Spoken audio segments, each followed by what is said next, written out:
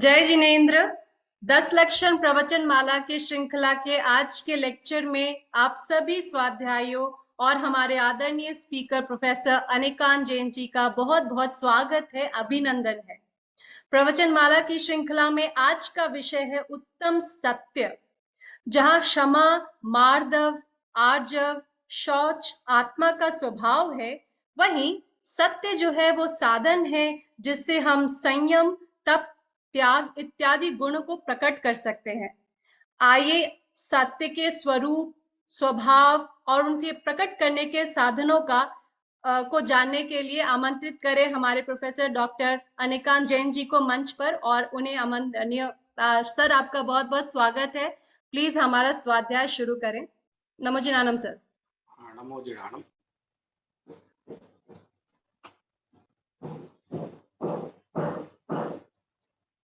अनंत धर्मणस्तत्वं पश्यन्ति प्रत्यगात्मना अनेकांतमयी मूर्ति नित्यमेव प्रकाशिताम् धम्मो मंगलमुक्किट्टम् अहिंसा संयमो तपो देवावीतं नमस्सन्ति दस्गम्बे स्वयामरो। आज 10 लक्षण महापर्व का ये 5वां दिन है। पिछले 4 दिनों में हमने 10 लक्षण धर्म में क्रमशः पहले उत्तम क्षमा, फिर उत्तम मार्दव, फिर उत्तम आर्दव और इसी तरह चौथे दिन उत्तम शौच धर्म आत्मा में कैसे प्रकट होता है, इस विषय पर हमने विस्तार से चर्चा की। आज 10 लक्षण पर्व के 5वें दिन हम लोग उत्तम सत्य धर्म पर विचार करें कि उत्तम सत्य धर्म कैसा है, उसका क्या स्वरूप है, उसका वास्तविक स्वरूप क्या है और वो कैसे आत्मा में प्रकट होता है। इसके विषय में हम लोग आज कुछ शास्त्र के उद्धरणों के माध्यम से और कुछ उसके स्वरूप के माध्यम से समझने का प्रयास करें। एक सबसे बड़ी समस्या ये है कि हम लोगों का सत्य के प्रति सच्चा श्रद्धा नहीं। सत्य धर्म तब समझ में आएगा हमारा सत्य धर्म के प्रति सच्चा श्रद्धा नहीं। तो सबसे पहला काम क्या है? सत्य धर्म प्रकट आत्मा में बाद में होगा, उसके पहले उस सत्य धर्म के प्रति सच्चा श्रद्धा, सच्चा विश्वास हमको पैदा करना पड़ेगा। आप देखो, जितनी रुचि हम लोगों को टीवी देखने में है, फिल्म देखने में है, उतनी रुचि हम लोगों को प्रवचन सुनने में नहीं है। प्रवचन सुनते हैं जहां हमको जिनवाणी का स्वाध्याय कराया जाता है और जिन वचन सुनने का प्रयास करते हैं, जिनवाणी को सुनते हैं, ऐसे परम वीतरागी अरिहंत भगवान, केवली भगवान, तीर्थंकर भगवानों के जो सत्य वचन हैं वो शास्त्रों में निबद्ध हैं, जिनको श्रुत बोलते हैं, श्रुत परंपरा। तो जो श्रुत परंपरा से हमको प्राप्त वचन है वो तो परम सत्य हैं। उन परम सत्य की वाणी को सुनना ही अपने आप में सत्य धर्म के प्रति श्रद्धान कहलाता है। तो हम उसके प्रति सच्चा श्रद्धा न रखते हुए हमारा उत्साह असत्य के प्रति ज्यादा है। तो सत्य धर्म को समझने का सबसे पहला स्टेप यह है कि हम सत्य धर्म के प्रति अपने विश्वास को दृढ़ करें, उसके प्रति सच्चा श्रद्धान पैदा। जैसे एक छोटी सी बात बताकर अपनी बात को मैं आगे। हम लोग रास्ते में कहीं कोई फल खरीदने जाते हैं या रास्ते में कोई एक गरीब व्यक्ति एक टोकरी लेकर बैठा हुआ है और बहुत बढ़िया, बहुत अच्छे आम बेच रहा है। और वो ये कह रहा है कि ये 50 रुपए किलो का आम है या 100 रुपए किलो का आम, आप इसको ले लीजिए। मैं ये कह रहा था कि जब हम उस व्यक्ति, जो व्यक्ति, एक गरीब व्यक्ति आम बेच रहा है, उस आम को हम फील कर सकते हैं, उसका आनंद ले सकते हैं, उसको खा सकते हैं, उस आम का जूस बनाकर पी सकते हैं, माने सीधे साक्षात उस आम का अनुभव कर सकते हैं। लेकिन फिर भी हम, अगर वो 50 रुपए की जगह 100 रुपए में दे रहा है तो उससे लड़ाई करते हैं और ये कहते हैं कि तू झूठ बोल रहा है, तू लूट रहा है, ऐसी ऐसी बातें। उसके स्थान पर एक जादूगर हमको जादू दिखाता है, एक मायावी व्यक्ति जादू दिखाता है। आपने देखा होगा जादू का शो होता है, यहाँ मैजिक दिखाया जाए, वो व्यक्ति वहां पर जादू से हाथ में आम रख करके हमको दिखाता है कि देखो अभी मेरे हाथ में कुछ नहीं था, अब आम आ गया।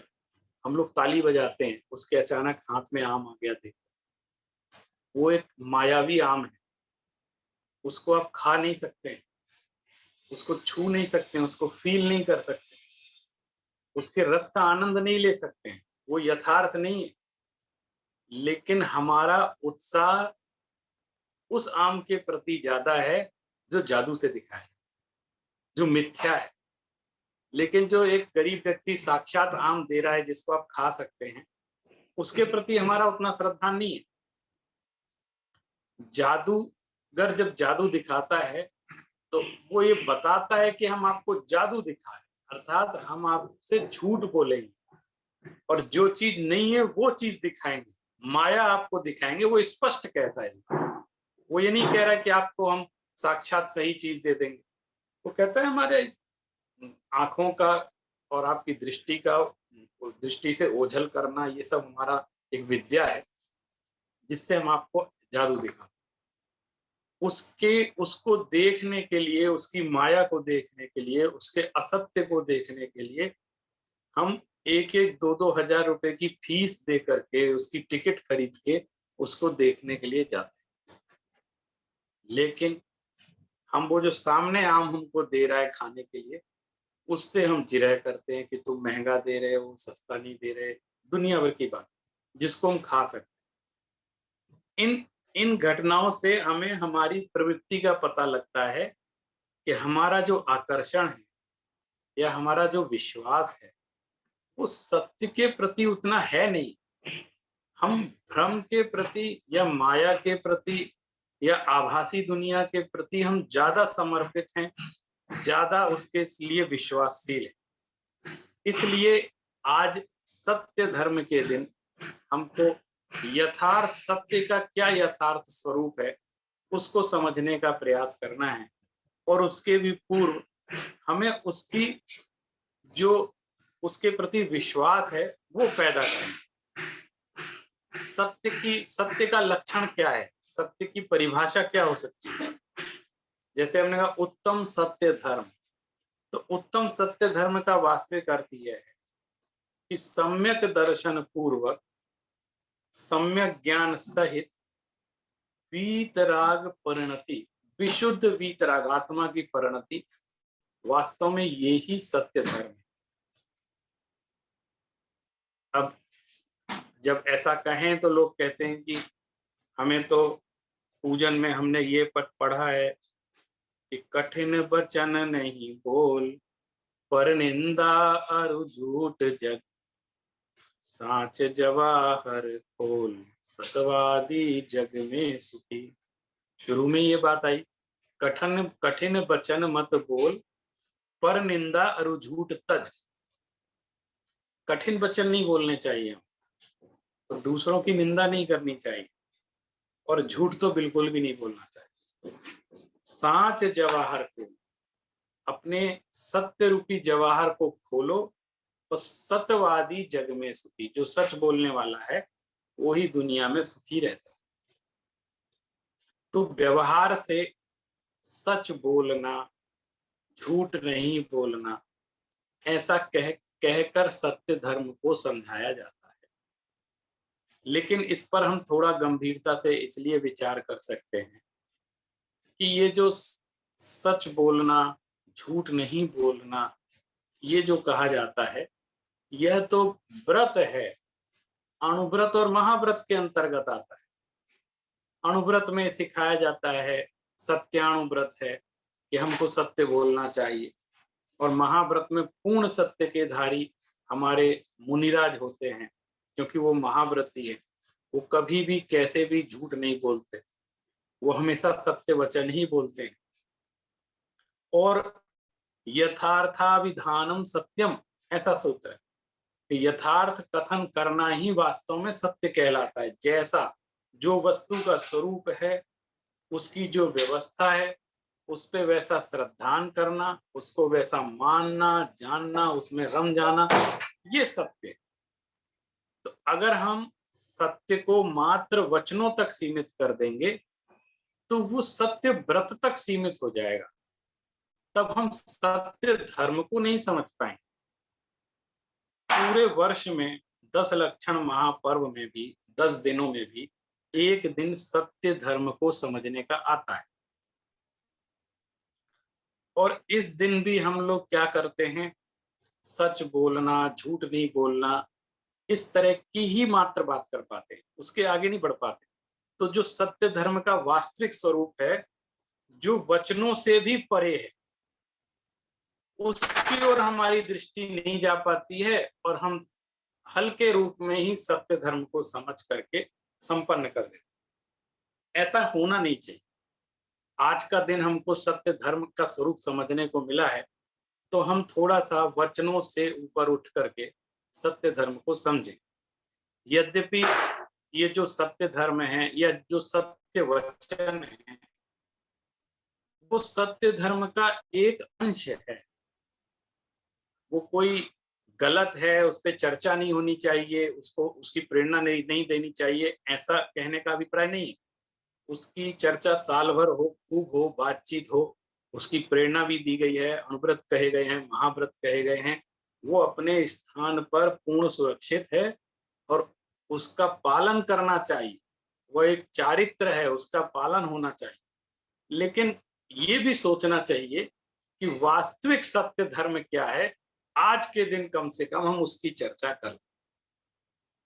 सत्य धर्म की रक्षा के लिए हमारे आचार्यों ने क्या नहीं, पहली बात, जब तक जीवन से मिथ्यात्व का अभाव नहीं होता है, तब तक सत्य धर्म उपस्थित नहीं। जब मिथ्यात्व का अभाव होगा और सम्यक्त्व का उदय होगा, उस दिन से सत्य धर्म प्रारंभ होगा। कहने का तात्पर्य, चौथे गुण स्थान से लेकर के 14वें गुण स्थान तक सत्य धर्म चलता है।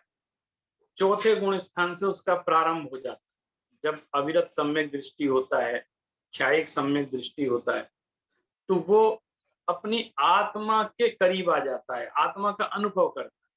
और सबसे उत्तम सत्य धर्म वह है जो हमारी शुद्ध परिणति, शुद्ध आत्मा की अनुभूति ही उत्तम सत्य धर्म है। जो परम वीतराग भाव आत्मा में प्रकट होता है, वो ही वास्तव में उत्तम सत्य धर्म कहलाता है।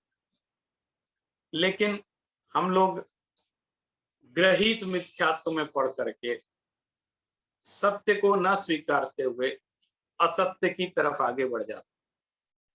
हम लोग तो ऐसे आचार्यों की परंपरा से हैं जिन्होंने किसी भी चीज को बिना परीक्षा के कभी स्वीकार ही नहीं। और जैन धर्म तो एक परीक्षा प्रधानी था। आचार्य समंत भद्र ने तो भगवान की भी परीक्षा की। वो कहते हैं कि हे भगवान, मैं आपको इसी तरह नमन नहीं कर रहा हूं, आप ऐसा नहीं सोचना कि मैं आपको आपके किन दूसरे कारणों से नमन करता हूं।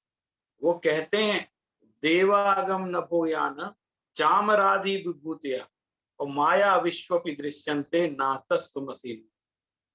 हे भगवान, देवों का आगमन हो रहा है आपके दर्शन के लिए, आपके अभिषेक के लिए। सौधर में इंद्र आ रहे हैं और भी अनेक देव उपस्थित हो रहे हैं, पूजन कर रहे हैं। ये तो ऐश्वर्य है ना, चारों तरफ से देव भी जिनकी पूजा करते हैं, देवों का आगमन। और देवागम नभोयान चामरादि विभूतिया, आकाश मार्ग से देव आ रहे हैं और छत्र, चंवर, भामंडल, प्रातिहार इत्यादि विभूतियों से आप विभूषित हैं, क्योंकि ये सब भी तीर्थंकर के होते हैं। तो वो कह रहे हैं कि इतना सब होने के बावजूद भी नातस्तु मसी नो महान, हे भगवान, देवागम नभोयान चामरादि विभूतिः माया विश्वपि दृश्यन्ते नास्तस्व मसी नो महान। क्योंकि ये सारी चीजें तो मायावी लोग भी दिखा देते हैं। मैं इस कारण से आपको महान नहीं मानता। आपको मैं महान किस कारण से मानता हूं, उसके कारण अलग है। पूरी दुनिया आपको महान इस कारण से मानती होगी कि आपके चारों तरफ इंद्र आ रहे हैं, देव आ रहे हैं, आपकी पूजा कर रहे हैं, आकाश मार्ग से आ रहे हैं। और इस कारण से भी आपको महान मानती होगी पूरी दुनिया कि आपके प्रातिहार हैं, ऐश्वर्य हैं, इस कारण से भी आपको महान मानती है। लेकिन मैं आपको इस कारण से महान नहीं मानता हूं। मैं आपको किस कारण से महान मानता हूं? युक्ति मद वचनम यस्य तस्य कार्य परिग्रह, कि आपके वचन सत्यवासी निर्दोष हो, युक्ति शास्त्रात् विरोधी वा, कि आपके वचन सत्य हैं, निर्दोष हैं और युक्ति शास्त्रात् विरोधी वा, युक्ति युक्त हैं और आगम से अविरोधी हैं। इसलिए मैंने तर्क से ये बात मानी है कि आपकी पूजा करनी चाहिए। सबसे पहले उन्होंने ग्रंथ लिखा आप्त मीमांसा, माने वो कह रहे हैं कि मैं आप्त की मीमांसा करूं। अपना इष्ट हम किसी को भी नहीं बना सकते। सबसे पहले हमें इस बात का निर्णय करना, कोई भी रागी द्वेषी देवी देवता जिनके ना राग का ठिकाना ना द्वेष का ठिकाना और जो बहुत हीन है, हम उनको अपना आदर्श नहीं बना सकते या उनको हम अपने इष्ट देवता के स्थान पर स्थापित नहीं कर सकते। जब तक हम इस तरह का ग्रहित मिथ्यात्व नहीं छोड़ेंगे और जब तक हम अपने वीतरागी परमात्मा का सच्चा स्वरूप नहीं समझेंगे, उनके प्रति सम्मान बहुमान नहीं रखेंगे, तब तक हम सत्य धर्म को नहीं समझ सकते। अब जैसे जैन फाउंडेशन की तरफ से इस प्रवचन श्रृंखला का आयोजन हो रहा है, आप लोग सब इसमें जुड़ रहे हैं, तो यहाँ सत्य बात कही जा रही है, असत्य बात कही जा रही है। पहले आप ये बताओ, 10 लक्षण पर्व पर, परुषण पर्व पर जिनवाणी के स्वाध्याय के माध्यम से सत्य बात कही जा रही है, असत्य बात कही जा रही है? निश्चित रूप से सत्य का कथन हो रहा है, लेकिन हम आपसे ही लोगों से पूछते हैं कि इस सत्य के प्रति आपका कितना बहुमान या कितना श्रद्धान है या इसके प्रति समर्पण कितना है। अगर मैं ये कहूं कि साहब ये जो प्रवचन रखे गए हैं इसको सुनने के लिए आप फीस रख दीजिए और एक प्रवचन सुनने की कम से कम 1000 रुपए फीस होनी चाहिए तभी, और उसी को लॉगिन करने की अनुमति हो, उसी को एडमिट किया जाए जो ये फीस चुका है। आप बताओ कितने लोग इसको सुने, स्वाध्याय को, जिनवाणी को कितने लोग सुने? कहते क्या बात करते हो आप, वैसे ही कम लोग सुनते हैं, वैसे ही कम लोग जुड़ते हैं, और अगर ये फीस रख देंगे तो ये जितने हैं इनमें से भी कितने लोग सुनेंगे इसका पता नहीं। लेकिन क्या कारण है? क्या हमारे पास पैसे का अभाव है, इस कारण नहीं जुड़ रहे हैं या सुन रहे हैं? ऐसी बात नहीं है। अन्य स्थानों पर जहां हमारे राग की पूर्ति होती है, जहां हमारे द्वेष की पूर्ति होती है या जहां हमारा मनोरंजन होता है, उन स्थानों पर हम लाखों रुपए खर्च करने के लिए तैयार। क्यों? क्योंकि उसके प्रति हमारा सच्चा श्रद्धा विश्वास है। लेकिन यहाँ हमको निःशुल्क भी मिले तो भी मुश्किल से सुनते हैं, मुश्किल से उसको ग्रहण करते हैं। क्यों? क्योंकि इसके प्रति अभी हमारे मन में बहुमान, सम्मान या वैसा श्रद्धान अभी आ नहीं पाए। इससे पता लगता है कि हमारा सत्य धर्म के प्रति कितना श्रद्धान है। आचार्यों ने सत्य धर्म को समझाने के लिए बहुत सारी बात कही गई है। आप देखो, जब इस सत्य के साथ भी बहुत तरह, अगर आप व्यवहारिक सत्य की भी चर्चा करते हैं, व्यवहार से भी सत्य धर्म को समझना चाहते हैं, तो आचार्यों ने बहुत तरह तरह से अपनी बातें कही हैं। जैसे वे कहते हैं, उत्तम सत्य व्रत पालीजे, पर विश्वास घात नहीं कीजिए। कविवर दानत राय जी ने पूजन में इन पंक्तियों को उल्लेख किया है कि उत्तम सत्य व्रत को हमें पालना चाहिए, क्योंकि जो व्यवहारिक सत्य है वो भी है तो सत्य ही, मिथ्या तो है नहीं। तो उस सत्य के प्रति हमारा जो अभ्यास है वो भी हमें सत्य धर्म की तरफ ले जाता। ये प्रतिज्ञा करना कि हम मिथ्या वचन नहीं बोलेंगे, झूठ नहीं बोलेंगे, कड़वे वचन नहीं बोलेंगे, ये भी सत्य धर्म को समझने का ही एक प्रोसेस, कम से कम उसके करीब तो आएंगे। इसलिए व्यवहार से इस तरह की बात पूजनों में समझाई जाती। उत्तम सत्य व्रत पालीजे, पर विश्वास घात नहीं कीजे। चाहे कुछ भी हो जाए, हमें दूसरों के विश्वास का घात नहीं करना चाहिए, क्योंकि अप्रामाणिक मनुष्य की कहीं भी कोई भी कीमत नहीं है। धोखा देना, छल करना, झूठ बोलना, ये एक बहुत कमजोर व्यक्तित्व की निशानी है। और जो इस तरह का कार्य करते हैं उन पर कोई विश्वास नहीं करता है, वो अप्रामाणिक सिद्ध हो जाते। कहते हैं, साचे झूठे मानुष देखो, आपन पूत स्वपास न फेंको। कह रहे सत्यवादी और झूठे मनुष्यों को आप देखो, झूठ बोलने वाले अपने पुत्र पर भी विश्वास नहीं करते, अपने सगे संबंधियों पर भी विश्वास नहीं करते, और झूठे व्यक्तियों का भी कोई विश्वास नहीं करता। पेखो तिहायत पुरुष साचे को, सरब दरब सब दीजिए। कह रहे हैं कि जो निस्वार्थ होते हैं, विश्वास करते हैं, जिन पर लोग, उनको लोग अपना पैसा भी रख के चले जाते हैं। उनके जो सच बोलते हैं, सच पर विश्वास करते हैं, कभी झूठ नहीं बोलते, विश्वसनीय हैं, उनके पास अपनी धरोहर। पहले क्या होता था, लोग व्यापार करने कहीं दूर दूर जाते थे तो अपने बैंक तो होते नहीं थे, तो कोई धनराशि कहीं सुरक्षित रखनी है तो किसी अपने मित्र के यहाँ, परिजन के यहाँ, कि भाई जब मैं आऊंगा तो मुझे वापस दे देना, ये आप मेरा द्रव्य, ये धनराशि आप सुरक्षित रख लें। तो किसके यहाँ रखते थे? उसके यहाँ रखते थे जिस पर विश्वास हो, ये मेरा धन हड़पेगा नहीं, ये मुझे वापस कर दे। और अमानत के रूप में अपनी संपदा उसके पास रखकर चले जाओ। मुनिराज श्रावक की प्रतिष्ठा, साच गुण रख लीजिए। मुनिराजों की प्रतिष्ठा तो सत्य धर्म से होती है, और श्रावकों की प्रतिष्ठा इस साच गुण, सत्य गुण से होती है। उन दोनों की प्रतिष्ठा इस सत्य के कारण से होती है। एक प्राचीन कहावत, कहानी का भी उल्लेख वहां पे करते हैं। ऊंचे सिंहासन बैठे बसुनिपि, धर्म का भूपति भया, बच झूठ से ती नरक पहुंचा, स्वर्ग में नारद गया।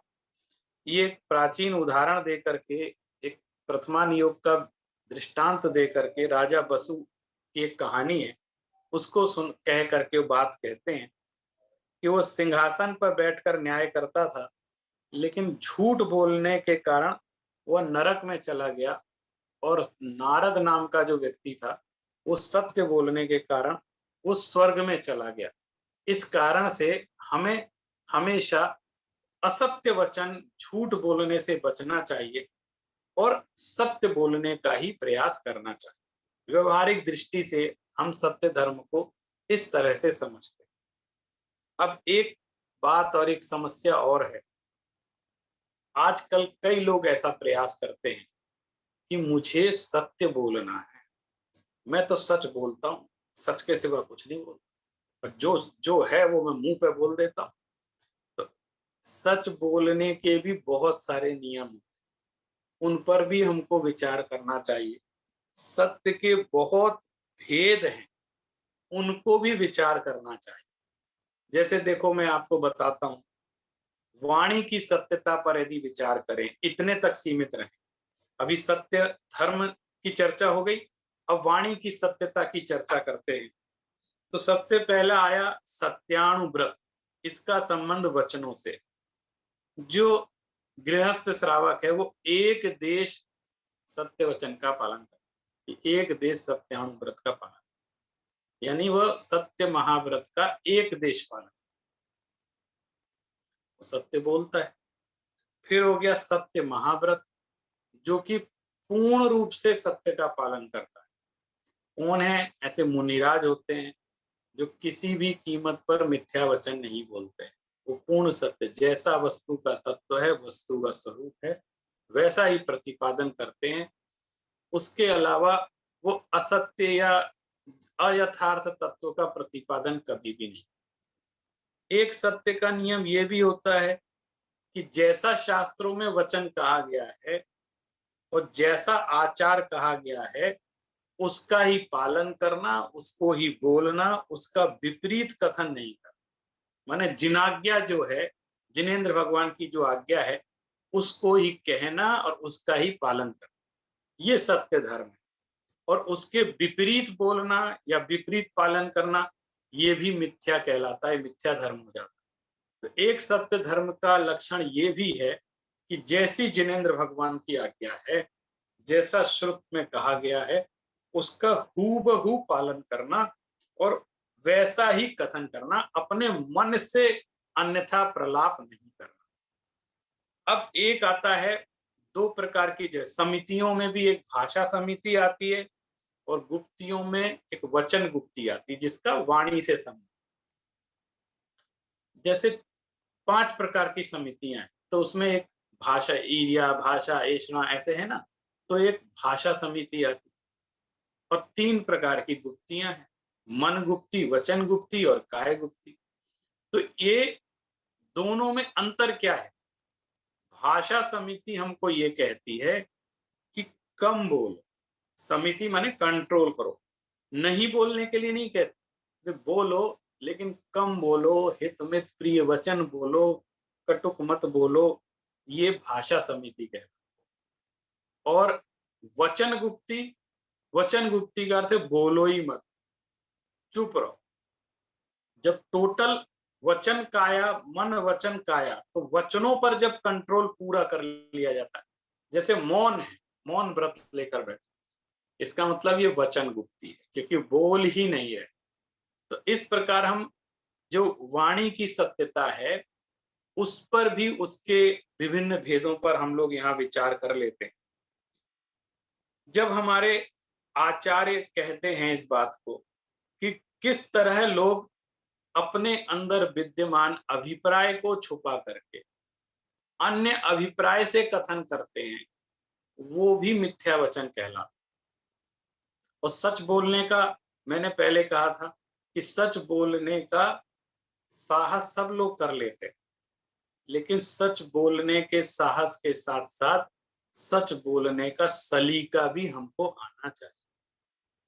अगर सलीका नहीं आता है, तरीका नहीं आता है सच बोलने, तो भी कभी कभी ऐसा सच झूठ से भी ज्यादा खतरनाक हो जाता है।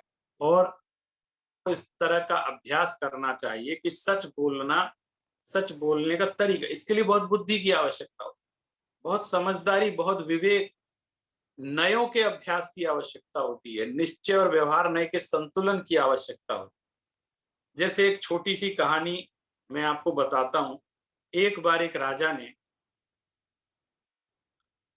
अपने यहाँ घोषणा करवाई कि कोई मेरा बहुत सुंदर चित्र बना कर दे तो मैं उसे पुरस्कार, और अगर उसने कोई खराब चित्र बना दिया तो मैं दंडित भी करूं। तो वो राजा पूरे नगर के जितने कलाकार थे उन सबको बुलवा के कहा मेरा चित्र बना। अब राजाज्ञा है, सारे कलाकार परेशान, क्योंकि वो जो राजा था वो एक आंख से काना था। काना मतलब एक आंख इसकी ऐसी बंद रहती और दृष्टि दोष था उसको, लेकिन वो सबने सबसे कहा इसका चित्र बना, और यथार्थ चित्र बनना चाहिए मेरा, खराब नहीं बनना चाहिए। तो सारे कलाकार परेशान, लेकिन राजाज्ञा है, करना जरूरी है अन्यथा दंडित होंगे। सबने अपने अपने दिमाग से उसका चित्र, तो एक कलाकार था, उसने उसका जब राजा का चित्र बनाया तो बहुत सुंदर चित्र बना, गजब। और उसने उसमें क्या किया कि जो राजा की एक आंख वास्तव में बंद थी उस चित्र में उसने खोल दी, दोनों आंखें बराबर एक जैसी बना। जब दोनों आंखें एक जैसी बना दी तो वो सुंदर और सुंदर लगने लग गया। तो राजा ने वो चित्र देखा, उसने कलाकार ने सोचा कि राजा तो खुश हो जाएगा, क्योंकि राजा को मैं ऐसे एक आंख का कैसे बना सकता हूँ, और नहीं तो गुस्सा हो जाएगा। तो जब राजा ने वो चित्र देखा तो उसने वो चित्र रिजेक्ट कर दिया, बोले नहीं ये तो बहुत सुंदर चित्र है, बढ़िया है, लेकिन ये यथार्थ चित्र में जैसा मैं हूं वैसा नहीं बनाया, इसलिए इस चित्र को मैंने रिजेक्ट। दूसरे कलाकार को बुलाया तो उसने ये विचार किया कि राजा ने पहले वाले का चित्र रिजेक्ट कर दिया था इतना सुंदर होने के बावजूद। क्यों? क्योंकि उसने उनकी आंख खोल दी थी। तो इसका मतलब राजा बहुत यथार्थ प्रेमी है, सत्य प्रेमी है। तो वो ये नहीं चाहता कि जो चीज जैसी है वैसे ही होना चाहिए, आप अन्यथा रूप मत बताओ। तो उसने राजा का चित्र बनाया, बहुत सुंदर चित्र बनाया, और उसमें उसको काना दिखा दिया, जैसा राजा है वैसा चित्र, यथार्थ जैसा है वैसा, बिल्कुल उसमें कोई दुराज छुपा, सत्य का प्रतिपादन उसने किया। अब राजा ने वो देखा चित्र, सुंदर चित्र था, बहुत अच्छा बना था, लेकिन राजा उसमें काना था। तो राजा को वो चित्र भी पसंद नहीं, क्यों मुझे काना दिखा रहा है। तो उसने उसका चित्र भी रिजेक्ट कर दिया, इतना सुंदर चित्र होते हुए भी उसने रिजेक्ट कर दिया। अब आप देखो, एक तरफ असत्य दिखलाया तब भी रिजेक्ट कर दिया, एक तरफ सत्य दिखलाया तब भी रिजेक्ट कर दिया। क्यों? तो सत्य पसंद नहीं आ रहा था क्योंकि वो काना है, उसको अच्छा नहीं लग रहा था, और असत्य दिखा रहा था तो झूठ था इसलिए पसंद नहीं आ रहा, तो इधर ऐसा है नहीं। दोनों ही दृष्टियों से राजा ने उसको रिजेक्ट। फिर कहा और कोई सुंदर चित्र बना के दिखाओ। सारे कलाकार परेशान कि अब क्या करें, काना बनाए तो मुसीबत, आंख लगा दे तो मुसीबत, क्या करें इस राजा के साथ। एक कलाकार तैयार हुआ, बहुत बुद्धिमान, उसने कहा मैं राजा का चित्र। उसने एक राजा का चित्र बना करके दिया। जैसे ही राजा ने वो चित्र देखा, उसकी आश्चर्य का ठिकाना नहीं रहा, और उसने तुरंत उस चित्र को पास कर दिया और उसको बहुत सारा सम्मान पुरस्कार। उसने क्या बनाया था चित्र में, ऐसा क्या था उस चित्र के अंदर? क्या वो झूठ बोल रहा था चित्र में? क्या वो सत्य बता रहा था? कुछ एक तो बता रहा था। लोग परेशान, आखिर उसने चित्र में बनाया क्या, क्योंकि राजा ने ही उसका चित्र देखा था और किसी ने नहीं देखा। सब परेशान आखिर। तो ये वो चित्र सार्वजनिक किया जाएगा, सबके सामने भी लगाया गया। तो जब चित्र सार्वजनिक किया गया, सबके सामने लगाया गया, तो उस चित्र में देखा, उस कलाकार ने राजा को तीर चलाते हुए उस चित्र में दिखा। ऐसे एक तीर चला रहा है, और उस तीर में उसने एक आंख उसकी बंद दिखाई और निशाना लगाते हुए। उस चित्र के अंदर यथार्थ अभिधान था। उसने सत्य को प्रस्तुत किया था, लेकिन सलीके के साथ प्रस्तुत। उसके अंदर बुद्धि लगाई। आंख बंद है ये कमजोरी, लेकिन उसने इसको विशेषता बतलाई कि जब भी व्यक्ति कोई तीर चलाता है या कहीं निशाना लगाता है तो दोनों आंख खोल के नहीं लगाता, वो एक आंख बंद कर ले, एक आंख बंद करके निशाना लगाया, ऐसा चित्र बना दिया तीर चलाते। तो उससे उसकी वीरता भी उद्योतित हो रही थी, वीरता प्रकाशित हो रही थी, और उसकी जो कानी आंख है वह सौंदर्य में परिणत कर दी, वो विशेषता में परिणत कर दी। किसी को ये लगा ही नहीं कि राजा काना है, और ये लगा कि ये तो बहुत योद्धा है और तीर सही निशाने पे लग जाए, इसलिए उसने अपनी आंख बंद कर दी। तो सत्य को कहने का साहस हो, साथ में उसके सलीका भी हो, और अगर सलीका ना हो तो सत्य को कहना भी कभी कभी बहुत खतरनाक हो जाता है। इसलिए सत्य के साथ बहुत सारी कंडीशन भी जोड़ी जाती है। एक सूक्ति बहुत प्राचीन कही, यद्यपि सत्यम लोक विरुद्धम न चलनीयम न करणी।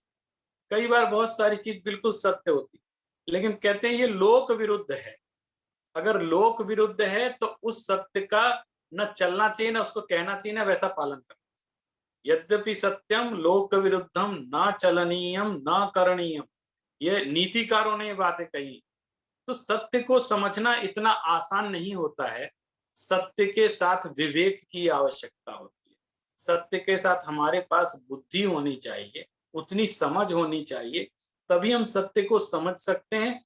और समझने के साथ साथ जब हम उस सत्य की अभिव्यक्ति करते हैं, दूसरों के सामने उस सत्य को प्रस्तुत करते हैं, तो किस रूप में प्रस्तुत करना चाहिए ये भी हमको बहुत अच्छे से आना चाहिए। एक बात और बताता हूं आपको, कैसे हमारे जो श्रावक हैं, हमारे जिन धर्म के अनुयायी हैं, वो किस तरह से अपने सम्यक्त्व की रक्षा करते हैं। लोक परिस्थितियों में रहकर हम तो जरा जरा सी बात पे ग्रहित मिथ्यात्व को स्वीकार कर लेते हैं।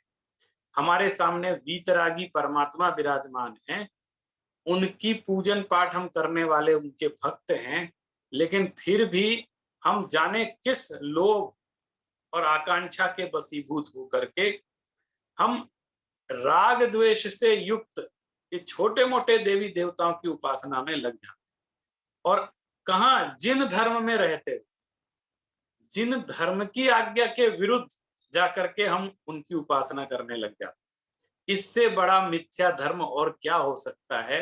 और जो जिसको इतना कॉन्फिडेंस नहीं है, इतना आत्मबल नहीं है जिसके अंदर, कि हमारा संपर्क तो सीधे वीतरागी परमात्मा तीन लोक के नाथ से है, तो पूरी दुनिया क्या पूरी कायनात भी हमारा कुछ नहीं बिगाड़ सकती। और हम तो कम से कम सत्य धर्म के अनुयायी हैं, सत्य धर्म पर चलने वाले हैं। हम किसी डर से या किसी भय से हम ग्रहित मिथ्यात्व का पालन क्यों करें?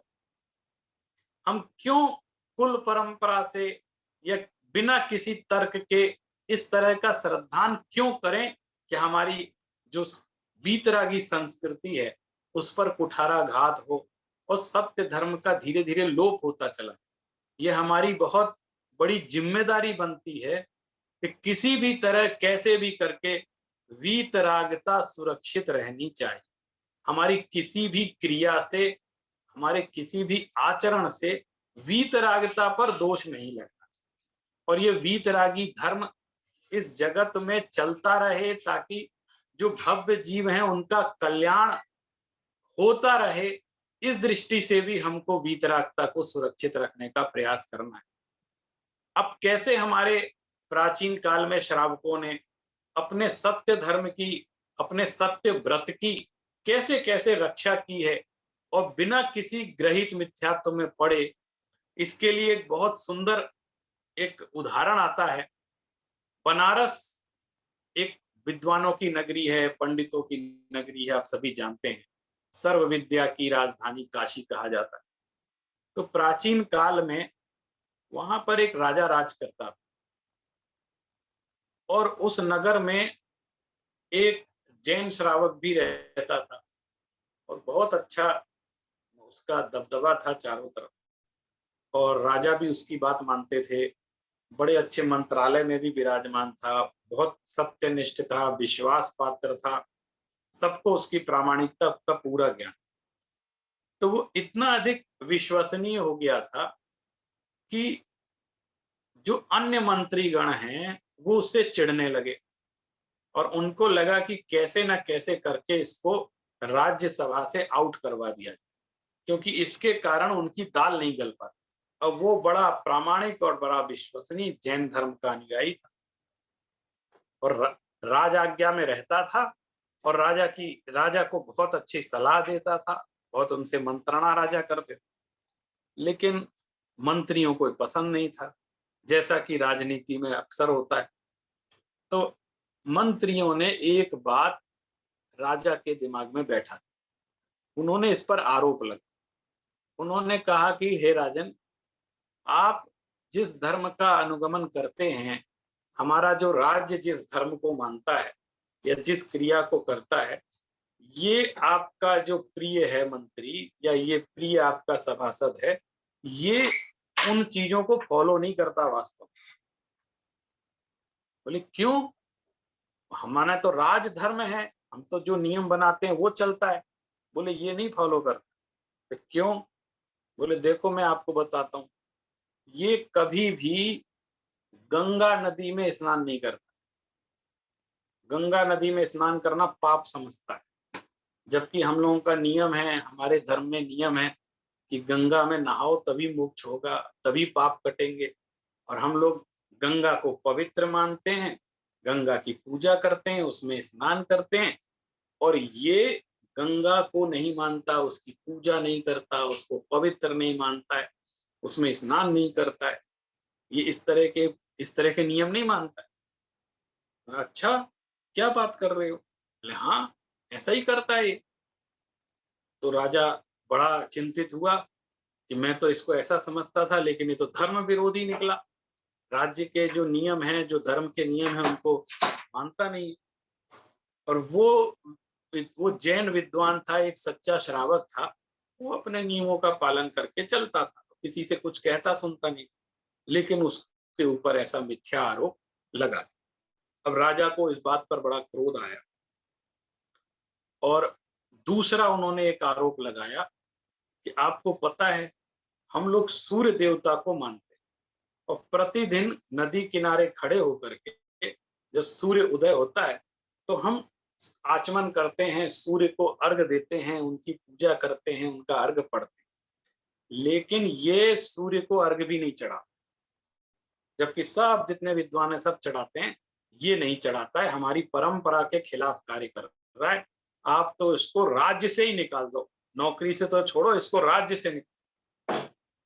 तो वो जो पंडित जी थे, विद्वान थे, जैन थे, श्रावक थे, वो बड़े समझदार व्यक्ति, उनको इस बात की भनक लग गई कि राजा के मन में मेरे खिलाफ लोगों ने कुछ आरोप लगा दिए। अब राजा ने अपने सामने कहा, इनको उपस्थित करो, हम इनको दंडित करेंगे। भले ही कितने अच्छे हो, लेकिन राज नियमों का, धर्म का पालन नहीं करते हैं, तो मैं इनको दंडित करूंगा। बुलाया गया उनको, तो उनसे कहा क्यों तुम राज धर्म का पालन नहीं करते हो?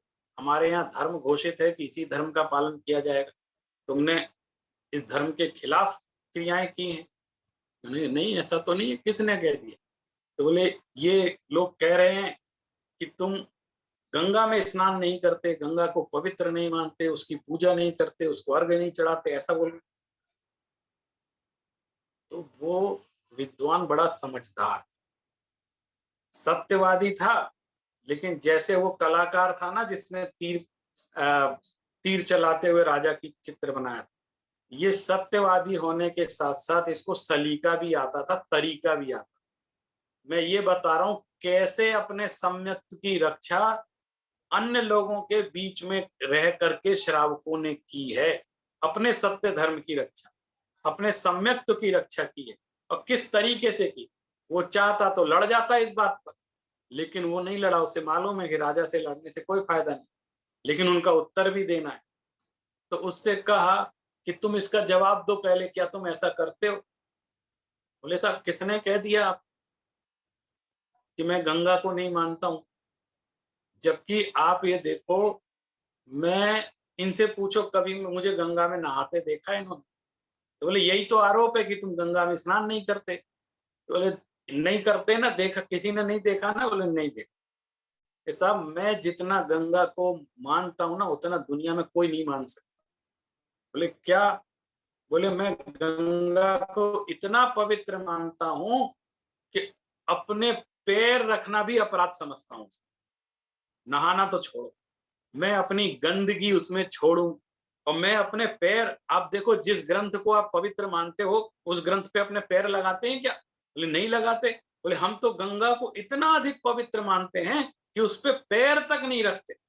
तो पूछा साहब ये, उन्होंने हाँ साहब ये तो पैर नहीं रखता, उसमें कभी जाता नहीं, यही तो आरोप लगा है। तो राजा ने कहा तो बात सही कह रहा है कि गंगा इतनी, बोले माता है गंगा, माता है, हम उनकी पूजा, हम तो पवित्रता मानते हैं, तो हम पैर कैसे रख सकते हैं? जिसकी हम पूजा करते हैं उसमें पैर कैसे रखें और नहा के उसमें अपनी गंदगी कैसे छोड़ें? इसलिए मैं स्नान नहीं करता। तो राजा को ये बात अकल में आ गई कि वास्तव में तो गंगा को असली यही मानता है और कोई नहीं मानता है, ये तो भड़का रहे हैं इसके खिलाफ लोग। फिर उसके बाद उन्होंने कहा अच्छा ये छोड़ो, तुम्हारे ऊपर दूसरा आरोप ये है कि तुम सूर्य को अर्घ नहीं चढ़ाते, उगते हुए सूर्य को अर्घ नहीं चढ़ाते, उसके प्रति अर्घ समर्पित नहीं करते, ये आरोप। तो सूर्य को नहीं मानते हो, ऐसा आरोप है। तो उन्हें क्या बात कर रहे हैं आप? बोले जितना मैं जितना सूर्य को मानता हूं ना, या जैन लोग जितना सूर्य को मानते हैं, इतना ये कोई भी नहीं मानते हो। तो बोले क्यों? तुम तो सूर्य को अर्घ नहीं चढ़ाते। बोले आप अर्घ का छोड़ो, जब सूर्य अस्त हो जाता है तो सूर्य के वियोग में हम लोग भोजन तक नहीं करते हैं, अन्न ग्रहण नहीं करते हैं, हम लोग चौविहार करते हैं, लेकिन जब सूर्यास्त हो जाए उसके बाद हम एक अन्न का दाना भी मुंह में नहीं लेते, क्योंकि सूर्य देवता नहीं है यहाँ पर। अब क्या करें, हम सूर्य के वियोग में खाना तक नहीं खाते। और दूसरे दिन जब तक सूर्य उदय ना हो जाए तब तक अन्न ग्रहण नहीं करते हैं। सूर्य उदित हो जाए उसके बाद उनको देखकर ही हम लोग अन्न ग्रहण करते हैं। तो जितना सूर्य को हम मानते हैं इतना तो ये भी नहीं मानते हो। तब राजा की आंख खुली, बोली बात तो सही कह रहा है। बोले बोलो ये रात को खाता है क्या, ये रात को अन्न ग्रहण? बोले नहीं साहब ये तो पक्का इस मामले में बिल्कुल रात को पानी भी नहीं पीता है, अन्न तो छोड़ो, इतना कट्टर है अपने नियम का। तो बोले जब ऐसी बात है तो तुम क्यों इसके खिलाफ हमको भड़का रहे थे? ये तो सूर्य को भी इतना अच्छा मानता है, नदी को भी इतना अच्छा मानता है, इसके सारे आरोप मिथ्या हैं और ये जैसा है वैसा ही बना रहेगा, कोई इसके ऊपर दोषारोपण नहीं। इस कहानी के माध्यम से मैं ये बात कहना चाहता हूं कि हमारे जो प्राचीन काल में श्रावक रहे वो कोई अलग दुनिया में नहीं रहे, वो इसी दुनिया में सभी धर्म वालों के बीच में ही रहे हैं, उनके साथ तालमेल बनाते हुए अपने सम्यक्त की रक्षा की, अपने सत्य धर्म की रक्षा की। और हम लोग छोटी छोटी बातों पे बहक जाते हैं और ग्रहित मिथ्यात्व का पालन करने लग जाते हैं, सत्य धर्म से च्युत हो जाते हैं, जबकि हमें अपने वीतरागी भगवान परमात्मा पर अटल श्रद्धान होना चाहिए, उनके उपदेशों पर अटल श्रद्धान होना चाहिए। और यही अटल श्रद्धान हमें सम्यक्त की ओर ले जाता है।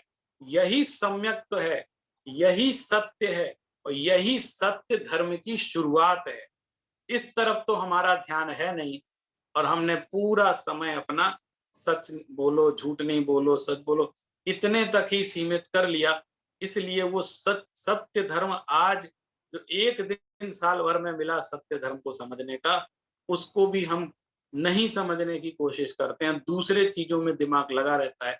तो इन सत्य धर्म को समझें और सत्य धर्म का श्रद्धान करें।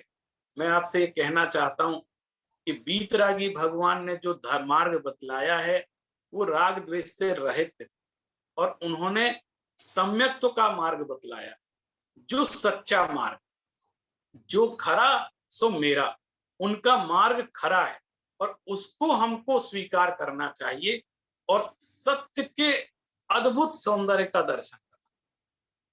मैं इसलिए भी बात कहता हूं, आप देखो लोग कहते हैं ना ये महात्मा थे सत्य की खोज में निकल गए, गांधी जी कहते थे सत्य ही ईश्वर है। तो ये इसका अर्थ ये था कि सच बोलो झूठ मत बोलो वो ईश्वर है, इतने तक सीमित नहीं था।